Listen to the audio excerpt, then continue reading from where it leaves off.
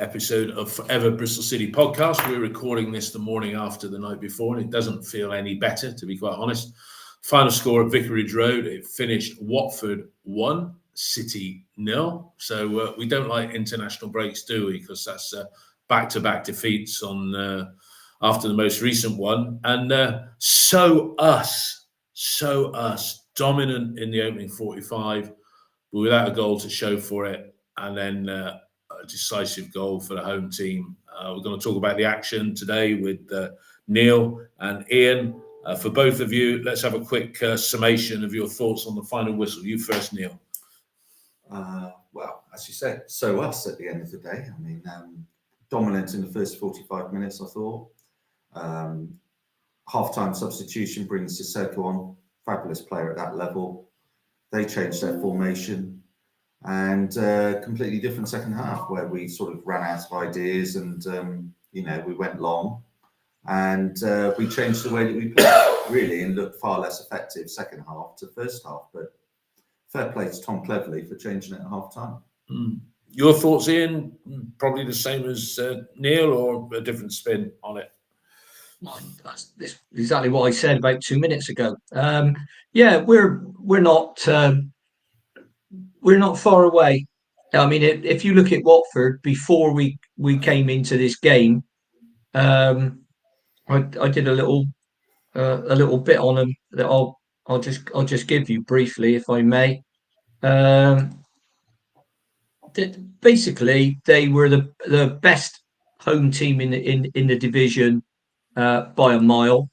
Their record coming into this game. Let me just find it a second. Sorry to be a nuisance. Their record coming into this game was played 7, won 6, drew 1. They'd scored 12 goals and had 4 against. 19 points out of 21. Their last 6 at home was played 6, won 5, drew 1, 4-9 against 4. Points 16 out of 18. So they were the second best team in the division on current form. And 5th best on overall form, and they were the 3rd best team in the division at home over the season. So that was the team that we outclassed, outplayed, outfought in the first 45 minutes. Like Neil just said, Sissoko coming on, changed the game. We couldn't play through them as easy. We couldn't get the ball into Bird and Mehmeti. Anis was his usual frustrating self, brilliant 1 minute, awful the next, decision making not his strength. But as I said to somebody last night, if he gets his decision making right, he'll be gone in half a season. So let's look forward to the next game. Like I say, I don't think we're that far away, but we do need more cutting edge and we do need to freshen up the team. Not major rebuild, but freshen up the team for Saturday against Argyle. Okay, talking about the starting lineup, Neil. Couple of changes, but it's sort of picking itself to some extent. Was it a back 4 with Viner playing at right back, or was it a Viner, Dickie, McNally with Pring and you as the wing backs, or does it fluctuate? I think it was the team that we had second half against Burnley at the back, with regards to Hirakawa coming on for Ursi and that change. And then Pring obviously coming on, and what a cameo he had at Burnley. He really impressed. So he deserved to actually start the game in relation to it. But I mean, for me last night, it was just a demonstration of where we are as a team. We huff, we puff, we do these nice periods of play in a game, but ultimately we've won 5 games in all competitions this season. And 5 games in League and Cup, what's that, 18 games, 1 cup game. Yeah. So 18 games, we've won 5 games. We don't have the ability, really. Well, we haven't had back-to-back wins all season, have we? No. Well, we don't really do. Well, we've had back-to-back defeats twice now, if you include Blackburn and Derby either side of the international break. But I mean, we play nice football within it, but we don't have the X factor. Like Ian has just said about Watford. You're looking at Watford and you're thinking, first 45 minutes, blimey, this. Well, we were dominant. I thought we're playing a team that arguably, with the records they have, wow.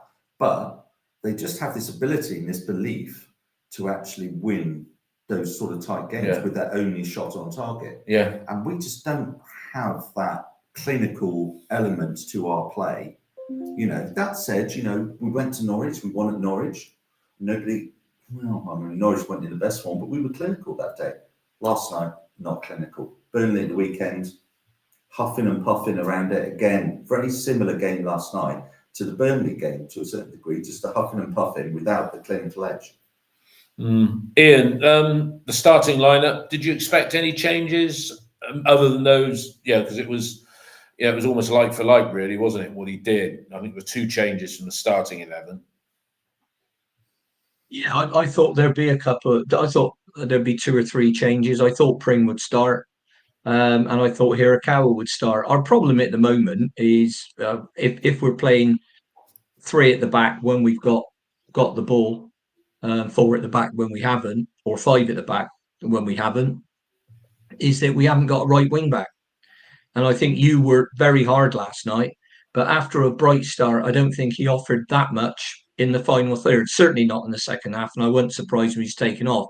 I was surprised when he was replaced with Hayden Roberts, who, if you want to bring a defender on, yeah, okay. But I thought we needed somebody who was going to give us a little bit of go down that right-hand side. And personally, I'd have brought on Elijah Morrison, even if that meant swapping Mehmeti over to the right side and playing Elijah Well, that's on what the I left. thought was going to happen, Ian. That's exactly what I thought was going to happen. Yeah, Mehmeti was so going to go over there, and that I honestly don't understand. I know they were having a bit of success on that left flank, but eventually, as we know, the goal came from the right.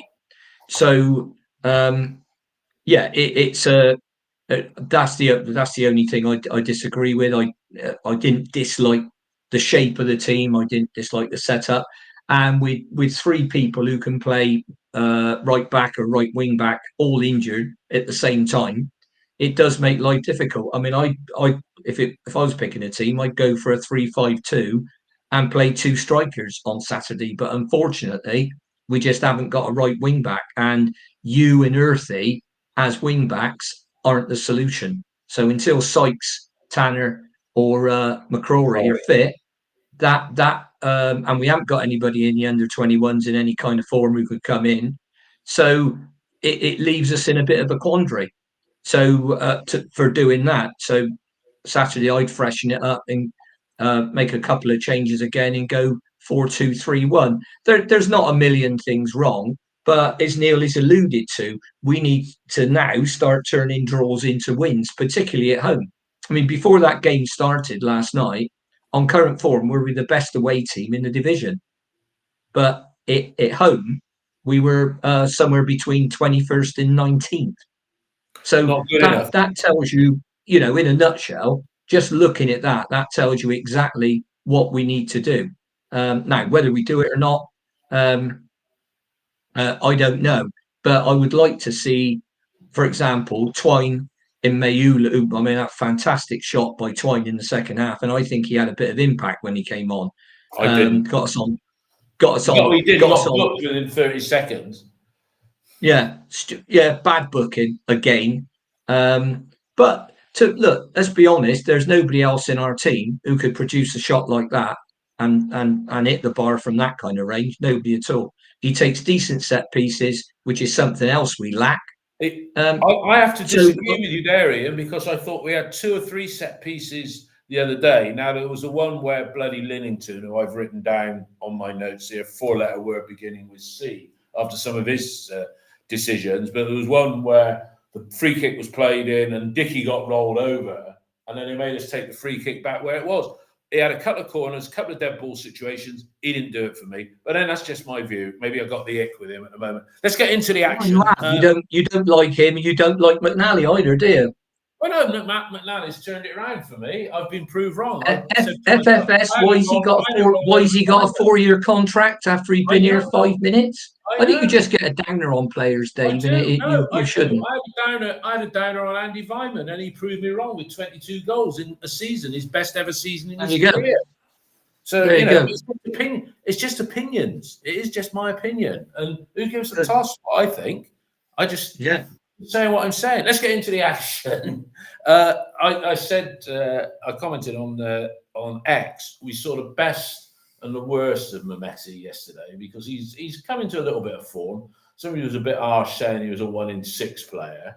Yeah, I don't think he was which is better than Callum O'Dowd, who was a 1 in 19. Yeah, but early on, I mean, Shevadze, or however you pronounce his name, had a shot wide for them. But it was all us in the first half. And we first had Mehmeti being greedy when you was open. And he was doing his typical, go on, release it, do something, release it. And he didn't. He then set up Wells, who bought a save from Backman.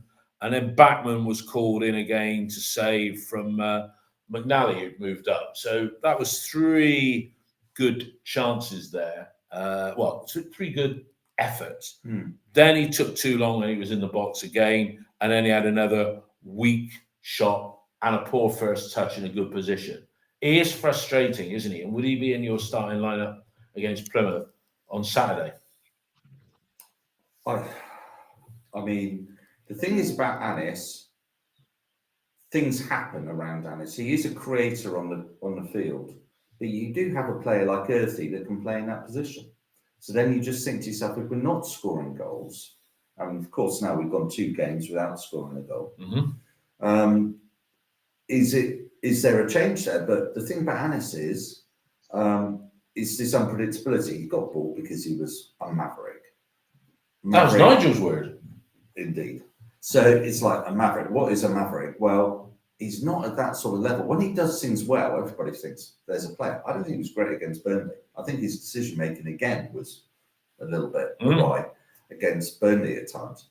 But is he going to turn up against Plymouth and actually do something? You just don't know with that man. You just don't know. Like Ian said, made a very good point about, if he got his decision making, but you look at him sometimes and you think there's a non-league player mentality a little bit, in the terms of where he's come from. He's probably got the ability in some ways when he's actually playing, because I think analysts come into the game now and they sit down and they look at players, and the opposition with so many professional footballers now, we are so structured and so, formulaic in the way that we do things. Someone like Anis, who is a little bit unpredictable, can really disrupt a team. The analysts can look at him and say, well, in this position, this is what Mehmeti's going to do, or this is what he's going to do. And then he goes on the field, he does something completely different. So from an analyst's point of view, Mehmeti's probably, oh God, I don't know quite what he's going to do. When he gets it right, brilliant. Good stuff. When he gets it wrong, you just have your head in your hands. And he still holds on to the ball a little bit. Too long, yeah. When he's at his best is when he gets the ball and he releases it quickly. Yes. Or he has one touch shot. Yeah. If you look at his goals, it's not where he's gone on a mazy dribble and then whatever like that. It's a one-touch shuffle out shot. And often he's hitting it early in a way in which you can tell the defenders are thinking to themselves, well, Mehmeti's got the ball, he's going to have 1, 2, 3, 4, 5 touches. And they can regroup, and there's always one to and it slows down with him. Yeah. And then I don't think he's particularly quick. No. I think he's got, but I don't see him beating too many players for pace. No. So I think they know that if he gets 1, 2, and then the third, then there's going to be a 4th and 5th. Yeah. Regroup. But frustrating player.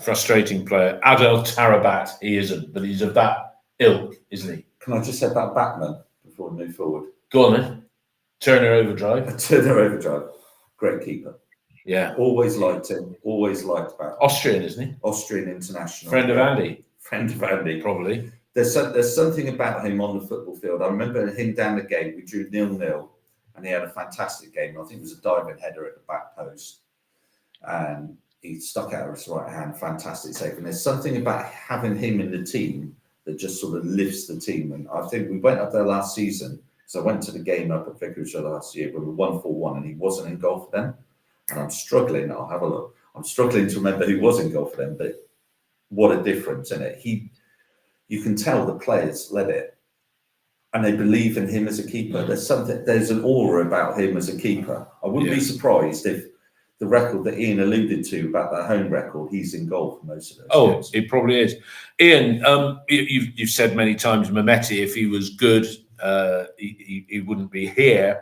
and you've also said that we're nearly there. I mean, if we'd have gone in at half time 2-0 up, that would have been just reward, and we for what we did from an attacking point of view, because for all of that first half, even the commentators, which was my old friend Tony Lockwood and Aaron McLean doing the commentary on Sky, they were saying how good we looked, and we were. But you're also a fan of Elijah Morrison, and if you're thinking about team changes for the weekend, you get that pace that Neil says Mehmeti hasn't got from a standing start. So your comments on those first half chances, and maybe Morrison for Mehmeti, if you want to shake it up. Yeah, if you're going to play Elijah as, if you will, a second 10, because our formation is a 3-4-2-1 when we're attacking. I wouldn't necessarily do that, but if you wanted to say play more of a 4-3-3, 4-5-1, then I wouldn't have a problem with Elijah Morrison on the left and you or Anis on the right. But having three central midfield players in, but I don't think Liam will do that. If he goes down the same road, I think it'd be something like 4-2-3-1 on Saturday. But as I say, I'd get Fally and Twine into the mix, and I'd leave out Anis, give him a rest, and I'd give Naki a rest as well, because Liam said when he was in the press conference with all the games coming up, well, we can't expect Naki to play every game. Well, and so far he has, or he certainly started every game. So I think it's time for a change. I think Fally needs more of a chance than coming on with 3 minutes to go against Burnley, and with about, I don't know how many, was it 12, 15 to go last night, something like that. And the service to him. He came on actually on the 70th minute. Looking at this, came on with Twine. Yeah, and I thought the service to him was appalling. Non-existent. I have to say it. I mean, towards the end, I think it was McGuane smashed the ball forward to him. Somehow he's got his foot up and controlled it, brought it down. He's got it down. He's got three defenders around him. He's got past them. He's beaten them. Going across the pitch mainly has to be said, but he's still got the ball into the edge of the box. And one of the telling things for me last night, if you just want to look at last night's game in isolation, is the number of touches in the box, considering how dominant we were, particularly in the first half. Watford finished the game with more touches in the opposition box than us, even though we had almost twice as many forward passes in the game. And that is perhaps will explain why we're not getting goals, because we're trying to play our way through the middle. We go wide sometimes, get in the box, but the final ball on the cross isn't doing it. Now, to give you an example, when the final ball on the cross is right, best example I can give you is Naki's headed goal up at Preston from Mark Sykes' cross. Okay, Naki, 5'7", right in between 2 6'3" centre backs. Great run, great movement, but fantastic ball. And he gets up, heads it in the corner of the net. Keeper's got no chance. Now, that is the bit that we're not doing. That final bit in the final third, when we get in the area, we're just not. I don't know if it's composure, if you could call it being clinical, and that's another reason I'd have Fally in, because if we get opportunities, he is a finisher, and I know Naki is as well. But Naki's come. Is he 35 yet? Or is he coming up to 35 in the summer? He's 35 in the summer. Yeah. So we need, let's be a bit sensible, because otherwise, what could happen? You finish up with the worst of both worlds. Naki plays, he gets an injury, and then you're left with a couple of strikers in Armstrong and Mayulu that haven't had many minutes. So they come on. It's going to take them a while to get going, and then that's even worse than it is. So I'd make the swap now. Listen, if Fally goes in there and doesn't play well, you can always hook him and bring on Armstrong, or even bring Naki on. But I think we need, we've got some strength in that area, as opposed to, for example, at right wing back. Let's freshen it up and utilize the squad we've got, particularly over the next two games, which, as you said, on paper look very winnable, because as good as Watford are at home, and I'm hearing a lot of noise down here about Rooney. I mean, basically, the fans love him at home and hate him away. I think it boils down. It's as simple as that. And if he can, if he's still in a job on Saturday, which from my understanding is debatable at the moment, if he's still in a job, then it might be the second occasion he plays Bristol City, and if we win, he loses his job. Yeah, well, we seem to have a record over the years of, I think it was Graham Souness's last game in charge of Liverpool when we beat them in the FA Cup 30 years ago. 30 bloody years ago, over 30 years ago. Into the second half, Neil, and we started it okay. I mean, the fullback got a foul got a yellow card, didn't he, for a foul on who was it he brought down? Was it Anis, I think, yeah. And then free kick, deflected for corner, keeper save, corner taken again. A flurry of activity at the start, and you're thinking, okay, but then Sissoko come on, and you just sense the game was starting to be taken away from us. And then the goal, they did say on Sky, it was against the run of play, which showed that we had the opening 5-10 minutes while Watford settled themselves in. Pring obstructed. There seemed to be a player in front of him. He didn't, and he had a lot of time and space to get his shot away. And could Max have done better? Okay, number of questions. Absolutely. Okay. For me, Pring maybe a little bit 1 or 2 yards further back from where you would have hoped, so he wasn't able to get out and block the shot. But that's being perhaps overcritical of Pring. It was a fabulous goal. It was, when you actually watch it, it's a fabulous strike by that guy. For me, one of the things that I took from the Burnley game, and I know I wasn't with you for the podcast last week at Burnley, is if you don't shoot, you don't score in that situation. And you've often said that when you've been on the podcast. And we don't. Once we're getting in and around the box, if you shoot, it takes a deflection, anything. You look at Brownhill's situation where he got in, early shot, took a deflection, the goal conceded.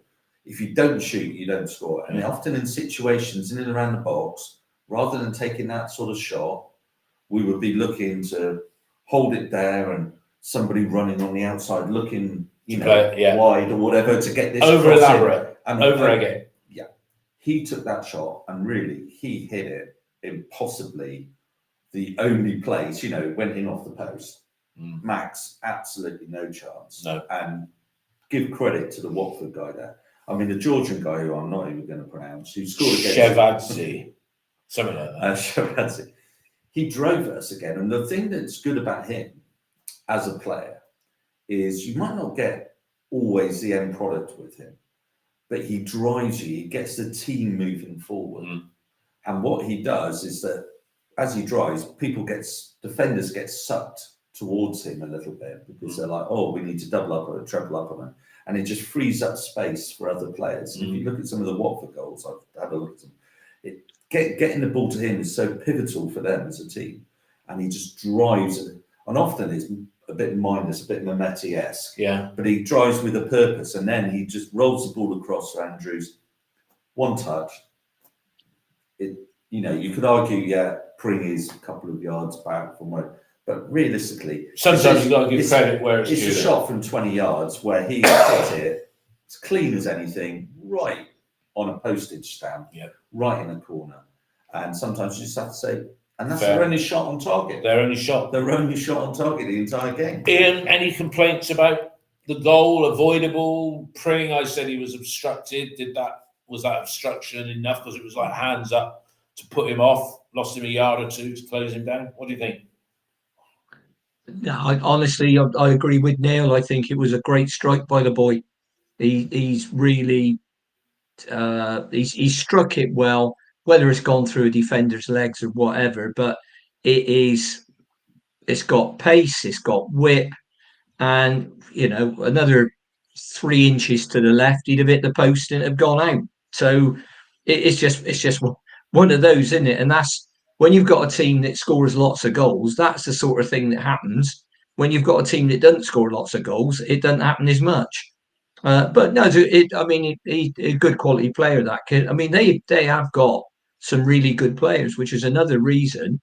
I mean, there's a very telling contribution from the podcast you did the other night. Hi, David and team. You were extremely unlucky not to take something away from last night.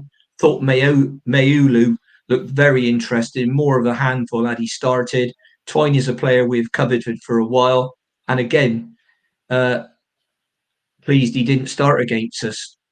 See you later at the season. So there you go. Likes Fally, like the look of Fally. A lot of people do.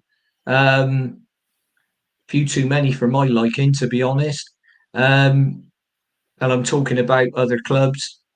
It likes Twine. I think Twine is too capable to be left out of our side when he's fit for a long time.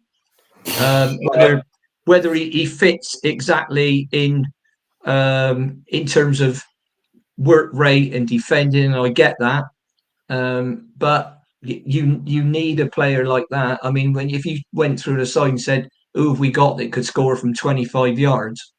There wouldn't be many, and he'd be one of them. I don't know. Max Bird has done it for Derby in days gone by. Yeah, not 25. He's more of an edge of the box guy, Max. But Bob Dickies banged in a couple of long ranges for.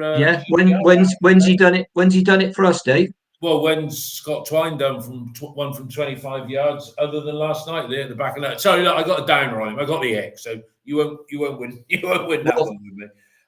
Rotherham the other season, free kick. Yeah. It's just, I mean, from my point of view, you need somebody. If Plymouth come in and pack their defence, and I'd be surprised if they come down and say, right, let's have a game of football. If they pack their defence, we need somebody with some guile to play through them. And let's not forget, we have got decent attacking options on the bench. We haven't got very many central midfield options, it's true, but we have got attacking options on the bench. So let's give it I hope they come down and it's a game of football. They've sold out all of their tickets, so if it's a local derby, isn't it, of sorts? If our lot can pull their finger out and we can sell all of ours, bit disappointed in sales at the moment. I got to be honest. For a local derby, I think Ian, with Christmas coming and what have you, I think it will be quite a disappointing attendance for well, I don't want to. Christ, David, it's not. I mean, we're hardly out in November. But have you got any Christmas tree up yet? Yeah, well, I mean, look, if we've got fans that are complaining that we haven't got half the patio for our fans in, so we've got some fans there. If we can't sell out the bit of the ground that we've got, and that means selling 23,000-ish tickets, right? Probably a bit less than 23,000. And we can't do that. There's no way that the board are going to say, well, yeah, we need to really work on the logistics and get some of our fans at that end of the ground. I actually think it'd be a great thing if we did. But we're I looked the other day at tickets for the Plymouth game, and I think we had, well, I know exactly, we had 1,852 left. Yeah. So when you've got 14,500 season ticket holders, you don't have to sell a lot to sell out, do you? But we haven't. I think the Atio stand, the away fans, is such a cash generator. Yeah. You have your season tickets and you have your early turnover with inside the club, and when you need an influx of money, giving that away the Atio, 3,500 there. So they're probably turning over. The club's probably getting over £100,000 from away ticket sales. 130 grand now. Sorry? 130 grand, and we've given them 3,200. That was, I can't understand why we didn't give them a few more, but 3,200, yeah. Well, they always do that little thing nowadays after the Swansea from a few years ago of the blocks at the front, don't they? So yeah, it's about 4,400, but we always have a little bit of segregation now. But we take the money over the years. I'm not a huge fan of giving that entire away end, because I think second half it just sucks. Attacking your own fans when you've got 3,500 fans. Every team wants to be attacking their fans in the second half. I think we give away teams an advantage by giving that, but we've made decision as a club to take the money. Really, that's what it boils down to. By giving them the whole stand, we've made the decision to take the money in that regard, and then give everybody a wonderful away day out. Which is what everybody says. Everybody says that's what everybody says. A wonderful away day out. I think personally, if you're going to give them that end, right, I think we should attack the south stand in the first half. Because when if we're trying to defend a lead or something, or we've got, we're holding a team like Leeds, and they're attacking their home fans, right? I think that is where the advantage is. Whereas I think if we swapped it round, why don't we? Why do we have this insistence in playing towards the south stand in the second half? I remember sitting in E32 for years when we went through the year almost of not winning at home, and you're like, can we just try and do something different, like playing that way and all the rest? And, there was a couple of times where we won the toss of the coin and then we decided to switch it. But I really think that would make a difference. And you could do it almost on a game-by-game basis. If you win the toss if you're playing against Leeds, Cardiff, any of the local teams that are bringing in excess of 2,500 fans. Yeah, Burnley doesn't make any difference. You'd have to spend quite a significant amount of money, I would say, getting segregation, because you need internal. I don't think you need internal segregation at the. No, I'm just saying the zero cost way of avoiding giving the away team as an advantage for me is we attack the away fans in the second half. Right, we're not trying to defend. We're not trying to defend when Max O'Leary is in front of 3,000 Leeds, Sheffield United, or whatever fans trying to suck the goal in. Well, we've got to do something different. Well, exactly. Well, there we go. Let's get back to the action. Referee bottled it, Neil, didn't he? Linnington, you piece of whatever. I can see what you've written there under his name. It's there. It's important to repeat it. I wrote that. I wrote that. That was the same word that I have to tell this little story. We went to the Curzon Cinema in Clevedon on Monday night to see Gladiator 2. Right. And it was good. Not as good as Gladiator 1, if anybody hasn't seen it yet, but it paid due homage to the original film. And right at the end of it, when the camera is drawing away and he's running his hands through the wheat fields, I was sat there with Mel. We did the posh seat, so we had a little table with gin and tonic and some caramel buttons. And she said to me, that Morgan Freeman, he turned out to be all right in that film, didn't he? Denzel Washington. And it was Denzel Washington. and we were just sat there pissing ourselves laughing for a couple of minutes as everybody sort of, because she said that word a little too loud as well, I think. Oh, I certainly heard it. And it's what a nice fellow, Linnington. He bottled it though. That bloke should have gone. Yeah. Do you agree with that, Ian? That guy, I can't pronounce his name. Sirati, I've got. He should have gone, shouldn't he? Yes. Yeah. There we go. In a nutshell, it's a second booking, and he should go off. I've no idea. I think the referees, they're trying. And when they get it right, it does improve the game. They're trying to let a lot more go than they were a season or two ago. All right. And broadly, I support that, but it depends on the quality of the referee in implementing it, because otherwise it can turn out to be a bit of a free-for-all where people are getting away with blatant pushes and all that kind of thing. And nobody wants to see that. But that was it was quite a bad foul as well. It wasn't like he just obstructed him and got in the way. And the other thing properly clipped him.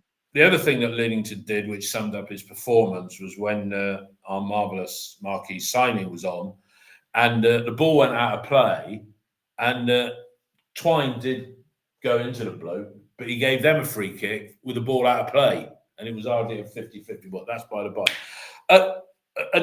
What can we talk about for the rest of the game? Ian's already said Twine hitting the post from distance. That would have been a cracker had it gone in, obviously. I think with regards to Twine, I know your feelings with regards to Twine. There's a player there, but for me at the moment, he's not a proven player at championship level. we've seen them in the lower divisions with MK Dons and with Swindon, and technically, you know, you can do a show reel and all the rest of it. But in some ways or other, we look at certain players over the years that have done it in the lower divisions, I know Lee Trundle scored in the semi-final against Palace and these type of things, but you think he's going to make this leap from Swansea into us, or you think Tomlin's going to carry us forward, or you think Twine's going to come in and actually do it. If we look at the start of the season when Twine was playing prior to his injury, he was marked out of the game. They just put guys on him and they would bang into him straight away, knowing you get into him, he's quite fiery, he loses his composure a little bit, he gets targeted, he gets fouled because the opposition know you get into him, you rile him up, he's going to get disrupted and he's not going to get the time or space. Last night, there was one time where he had the time and space, probably because it's at the end of the game. He's come on if he started the game, he wouldn't have had that time and space. He's had the time and space, fantastic shot, brilliant. Almost akin to what he was doing at MK Dons and Swindon, and he hasn't done for us. But if he starts a game, he's marked out of the game for me. And the ball goes into him, and he's, for all of our quickness and for all of our, if you look at some of the goals, like the goals we scored at Preston and stuff like that, where we're like 1-2, 1-2, we move the ball quickly. He's with not that. Twine, it goes into Twine and the pace slows, and he wants a touch, and then he's up, and then he's looking, and all the rest of it. And the pace of the team, you can understand why Max Bird is starting at the moment, because Max, in that situation, in the 10, there's a pace. Okay, I agree with that. That's what people said. We've been better, and our good run between the international breaks. Twine wasn't there. Ian, what do you take my ick negativity away? What do you say to what Neil says about his pace and his overall playing? We've got to start getting something out of him, and I think he'll definitely start on Saturday. We'll talk about a team on Saturday in a moment, but Neil hits it right on the nail for me. What are we talking about? Scott Twine? Twine, yeah. I go back to what I said earlier. I think he's got too much. You're talking about Anis as a maverick. I think in some ways Twine's one as well. And but I think in the right position, I'd still like to see him play as a central 10. He tends to play off the left, which I don't really like, but as a central 10 or as one of two 10s, I think he'll create something for you. He'll create a chance. He'll take a good set piece, etc., etc. And while we're on that, I don't think we're scoring enough from our attacking set pieces. The only one I can remember is Knight's header at Swansea. But apart from that, considering that we've got a lot more height in the teams, blimey, especially if we start Valley, we'll have 3 6'4" Herberts in the middle. So I think we need to get more out of those, and I think Pat Mountain needs to work harder on them defensively. I think we're pretty good from set pieces. I got to be honest. In terms of Scott Twine, perhaps he's a bit Marmite like most players of that ilk, but I'd have him in the side rather than not. But I think you've probably got to play. It's a little bit like when I talk about introducing Fally. If we're going to lump it, don't bother. Sell him to somebody. If we're going to lump the ball forward, and we still lump the ball forward too much. When we go long to Naki, he backs into people and all the rest of it. But half the time we're picking up the second ball off of their defenders. Yeah. So it would be nice if we could when we get the ball through midfield, get it onto feet. And I do agree with something Neil said earlier on about shooting more from outside the box, which is another reason I'd play Twine, because he will do it. I don't say he'll always be successful, but I think he's got more chance than most of it in the back of the net when he has a pop. And Fally can strike a ball with both feet, and he can finish as well, as he showed against Hull and Millwall in limited opportunities. So I think we need to give him some games, learn to play with him in the side, because it won't be a million miles different to what we do with Naki. He is a different player from Armstrong. If you want to bend it in behind the defence and play in the channels, start Armstrong. but we need to do something a bit different because we're not scoring enough goals. Now, it's not like we're not scoring any. I mean, we've got 20, and Watford, who are full of goals, and there's only 2 teams that have scored more, have scored 26.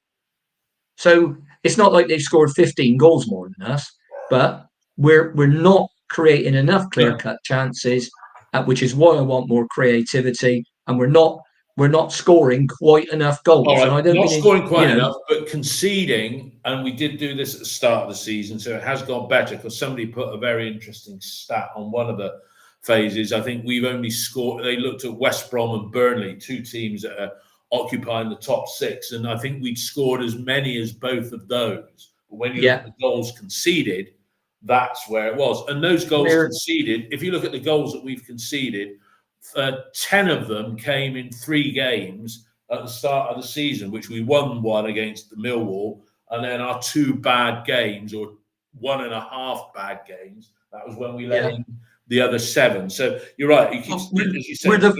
We've got the 14th best defence in the division and the 12th best attack. But so that's it. We are where we are. As Tim Holland said, it's not that we both need to we need to improve on both things. But like, as you just said, if you take the 10 we conceded in 3 games, Derby, Blackburn, and 9, Derby, Blackburn, and Millwall. That's 9. Take 9 out of that, and you go flying at the table. But Derby, Blackburn, and Millwall is 10, 3, 3, and 4.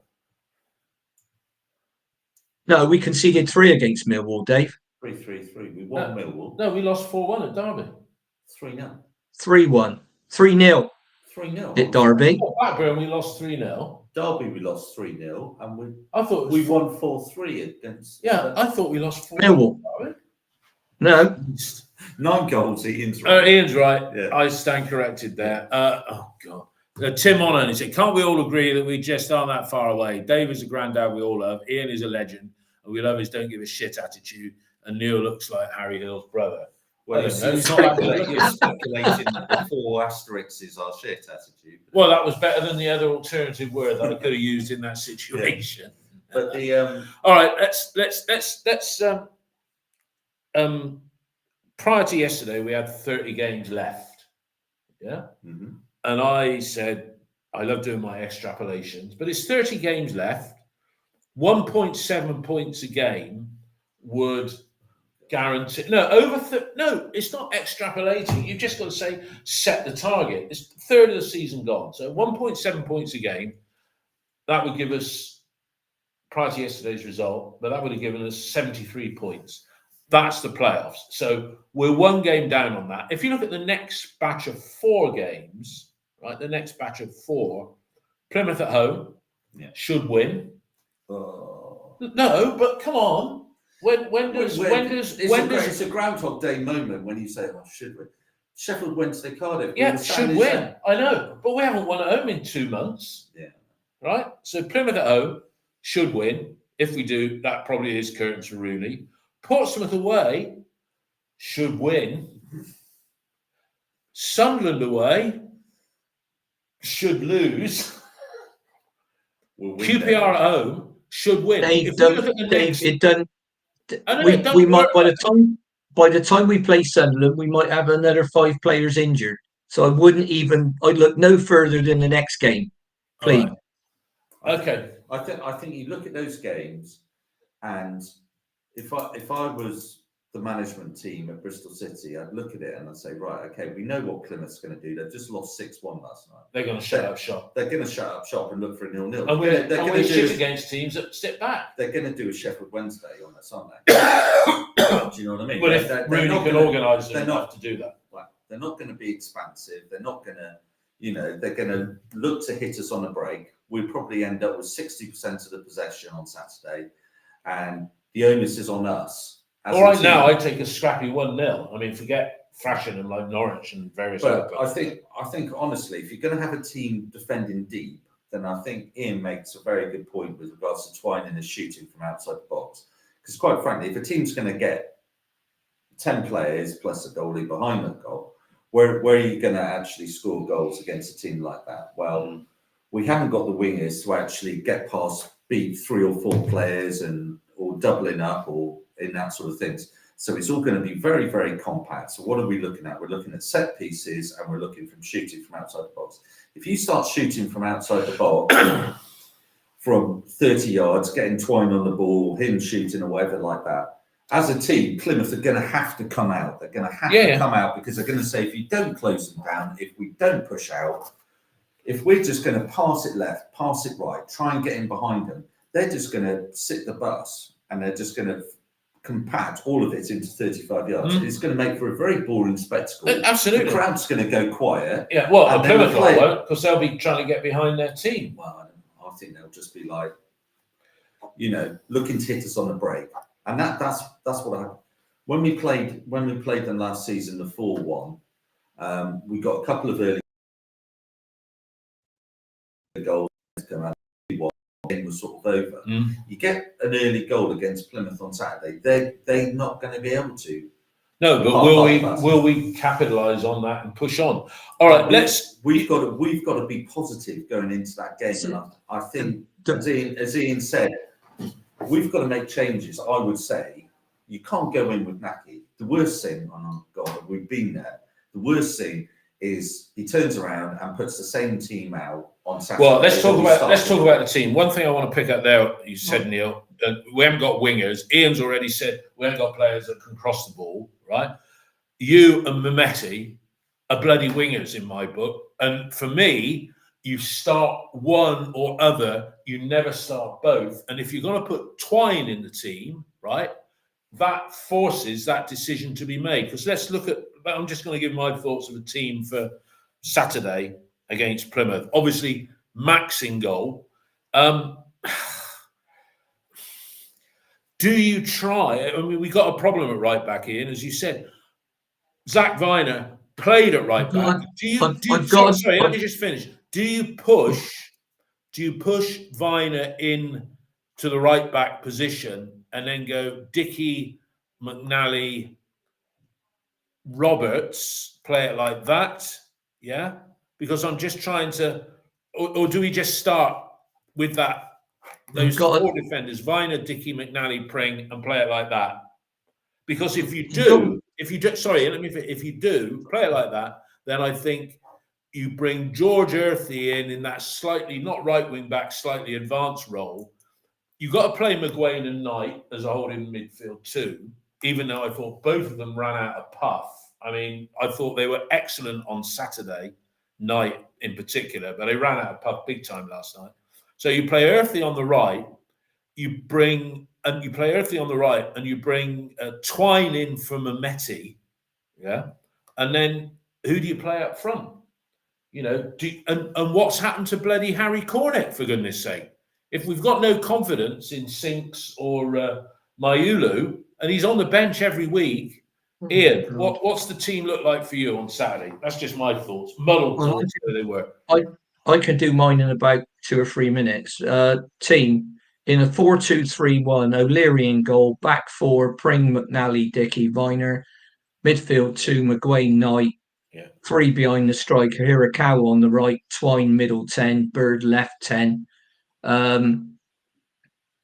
Mayulu up front. Plenty of options. I'd take that, Ian. Plenty of options on. Now, can I just make the point about the Plymouth game last season? The Plymouth game when we beat them. Was it 4-1 in the end? 4-1, yeah. They put their reserves out against us.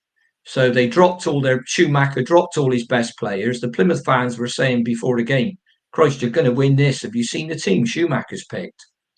So he left out his best players. And at the time they had Finn Azaz, Morgan Whittaker. Now, interestingly, Whittaker didn't play last night and he's injured. And I don't think he's a happy bunny down there. Burnley tried to sign him on deadline day and they turned it down because it was too tight and they couldn't replace. He's injured. I don't expect him to play on Saturday and he's their best player. Obviously, we know Finn Azaz has gone up to Borough and Rooney's been complaining a lot on the local news about injuries and one thing and another. But there's no doubt about it. When they play at home, they've got something about them and a bit of spirit. So if it was a home game, I'd be a lot more concerned than if it's at Ashton Gate. but as Neil's quite rightly said, it's all right saying it. It's something else to do it. But that's what I'd start with. We've got bags of attacking options on the bench if we need to change it. Rob Atkinson will be back on the bench on Saturday after he played for the under-21s on Monday night. I think it's a bit soon for Sam Bell to come in on the bench, so I think Elijah will be on there again. And I'd like to see him get a game attacking on the left flank, because I think he'd be a great option and he can cross the ball. So, I'm not downhearted about anything, but we need to start winning games at home. If we start winning games at home, the world's going to look a much brighter place. Absolutely, I agree. Just give me that team of yours again, Ian, because I said I agree with it, but just give me it again. It's actually on X as an article, right. Dave. But it's have you got? So you mentioned the back four of Viner, Dickey, McNally, Pring. So have you got Viner playing in that right back role then, effectively? Yeah, you have. Yeah. All right, because that's it's a nice simple formation that doesn't involve George Earthy or Yu Hirakawa doing something on a regular basis. Right. They're absolutely not capable of. And just a bit I didn't get, you said you played McGuate and Knight in midfield, and then you've got Bird, Wells, and Twine. No. Sorry, Bird, Twine. But who are the three behind the front man? Sorry, I didn't mean Bird, Twine, and Hirakawa. Okay, from left to right. One wide player, and Hirakawa in front of Zach Viner, yeah? Yeah, when that formation collapses, because it's basically 4-3-3 when you're attacking and 4-5-1 when you're defending, if you do it right. So normally, I mean, you Max Bird, I'm saying on the left of that, because he is left-sided and he could be able to get a few shots in and a few decent crosses. But if it's not working or whatever, then you've got Mehmeti, Morrison, Wells, Armstrong on the bench. And as an answer to earlier question, if Harry Cornick's the answer, then we really have lost it, and God knows what the question is. Right. So I'm sorry, but if he's the answer, then we have really got it wrong. He should be. I mean, I think he's had a young baby in the last 6 months or so, but he's somebody that is clearly surplus to requirements. I've heard the term persona non grata used. No, he's not. He's not. The guy's not persona non grata. So let's have none of that. Basically, I don't think he's as good as. Firstly, I don't think he's really a striker unless you play with two strikers and he plays next to somebody like Fally or Armstrong. And when he's come on, he's done okay for us at times. All right, but why not try it? Why not? I mean, some people say he can play wide. Why not try him? Why not start him? Well, you could start in place of you. You could start him instead of Hirakawa if you wanted to. If you want to give that a try, give Hirakawa a rest. All right. But, I wouldn't be desperately upset with that, and I think his work rate's good. And with some big lads in the side, he has got a long throw that might come in handy. Yeah, I do. I'm not. That's it's an option, Dave, isn't it? Yeah, that's what I'm absolutely. saying. I don't think he's persona non grata, or else he wouldn't be on the subs bench. He's correct. Yeah. He's just, for me, Harry Cornick. When you look at some of the games, he has impacted games last year. That first half against Middlesbrough away last year, he was exceptional, and then bizarrely we took him off at half time. But then the Southampton game, great finish by the McCraw run down the right and all the rest of it. He's awkward, he's ungainly, but he's something different to what we actually have, and again, he is a player that things happen around him. He does make, by his work ethic and his charging around and all the rest of it, things do happen with him. But for whatever reason, we're stuck in this thing of actually either Armstrong or Fally coming on, or I think we've got so many options going forward there, that Cornick must be option number 5. Well, I mean, if you look, Ian, you just said that Rob Atkinson comes back onto the bench on Saturday. Now, I guess he comes in for Campbell Slowey as a defender for a defender, But Yeah. you know, Campbell Slowey is the only. Oh no, we got Harry Roberts on. We got Hayden Roberts on the bench as well. So he comes in for Campbell Slowey, and Max Bird, we are told, is getting closer and closer. I think he'll feature come the run up and around Christmas. You don't mean Max Bird? Not Max Bird, Sam Bell. Christ, I'm all at sea with my name. Sam Bell. It has been said that he could play in that central striker role, hadn't it? Yeah. Sam played for the under-21s on Monday. So I don't think he'd be quite ready yet. I think they're going to be careful because obviously he's been out for, what was it, 4 months with the hamstring. He had an operation. Do you think he might make the bench if he's played for the under-21s? Do you think he might make the bench on Saturday? I don't think so. Stranger things have happened, but I don't think. I think Sam would be better off getting more minutes playing for the under-21s than sat on the bench and possibly not getting on. Particularly, we've got lots of forward players now. Sam he could ostensibly come in for Elijah Morrison. Yeah. Yeah, I mean, I think once he's fit, yes, but I don't think after 4 months out and playing some under-21 minutes, he's ready to step up to that. The problem is when you've got a player on the bench, and it's all right saying, well, yeah, he'd be okay for 20 minutes. And it's not such a big problem when you've got 9 players on the bench. When it was 5 or something like that, you had to be a bit more careful. But yeah, I think, you know, it's all right saying he can do 20 minutes. What if he has to do 70 minutes because somebody gets injured? Well, you can substitute. You can substitute a substitute because if you did bring him on, you haven't got to make him your first sub. You could make him. You could give him 20 minutes at the end of the first team game because you've already got Fally and Sinks on the bench and Cornick. Yeah, but you just get him back. So why do you need another forward? If you're 2-0 up against Plymouth, well, you'd leave Harry Cornick off the bench, right, for Sam Bell on Saturday. And if you're 2-0 up against Plymouth with Anakis started, you're 2-0 up with 20 minutes to go, you could bring Sam Bell on for that, and 20 minutes against Plymouth is probably better than 60 minutes at under 21, and it rehabilitates him back in. That again, just my view. All right, guys, I think we're done. It's just coming up to the hour. Thanks for everybody that's watched us while we've been going through this. Our Plymouth review, because it's a rare Saturday kickoff at 3:00.